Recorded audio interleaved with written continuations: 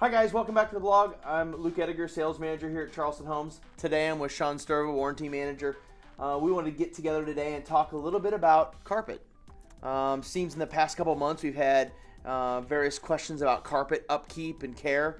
So just want to talk a little bit about carpet today. Yeah, so what I did was reached out to our carpet installers, Imperial Tile. So if any of our viewers have questions more specific, they can either reach out to us on our website or just talk to Imperial Tile directly. But talking to Larry over at Imperial Tile, his biggest thing is, for our customers, is they want to vacuum the carpet. Vacuum. That's the most important. A lot of people complain about matting down on the carpet. The biggest thing is you want to vacuum that carpet before it ever becomes matted. So that's at least once a week, or maybe even ideally twice to 3 times per week. I know reality is probably once a week, but vacuuming it. And while you're vacuuming it, not only the same direction or the same path every time, rotate them. So you go one way this week or this vacuum session, the next time go across, you know. Just like mowing your lawn. Exactly. Yep. You never want to keep the same pattern, because what that does is actually stands the carpet up and kind of turns it, and so it stands up a lot better to the traffic areas. That's especially important in the higher traffic areas.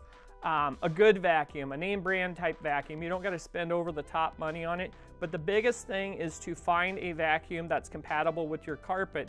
And so if you go to any kind of reputable place that sells the vacuum cleaners, there's height adjustments. So you want something that's good for your carpet. So if you have a higher pile or lower pile carpet, you know, you definitely want low pile settings. So you want to be able to adjust that so it goes down.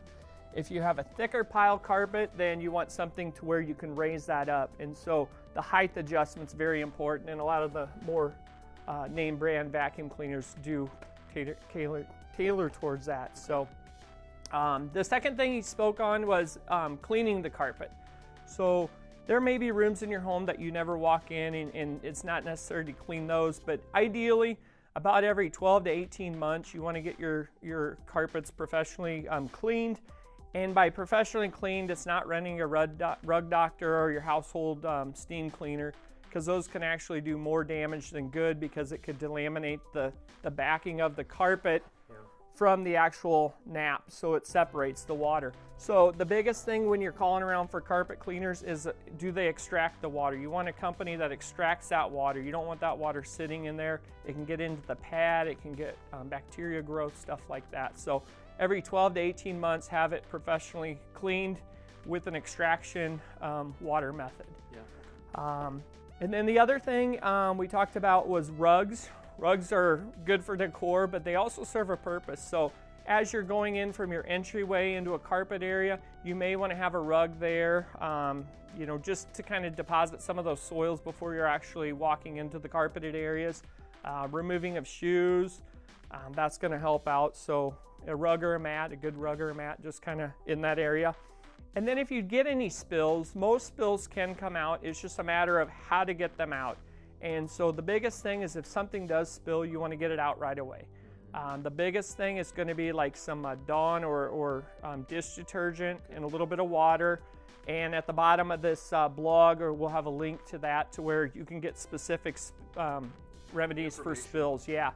So the spills, you take a white cloth. You never want to use a color fabric cloth, because that fabric color could come off onto your carpet. So always remember white, like a terry cloth type towel, the mixture of Dawn dish detergent and water, and just kind of work on it. You never want to scrub, you want to blot at those stains. So.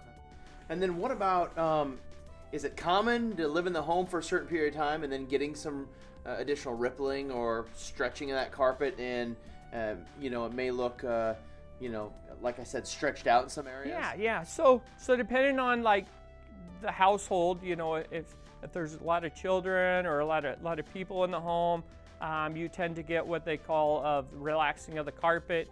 If you move furniture around a lot and you're actually dragging it across the room as opposed to lifting it and moving it, you can develop some ripples. And even if it's just a family of 2 and they take their shoes off and hardly any traffic, you could still get the ripples in the carpet. And what we call that is relaxing of the carpet relaxes.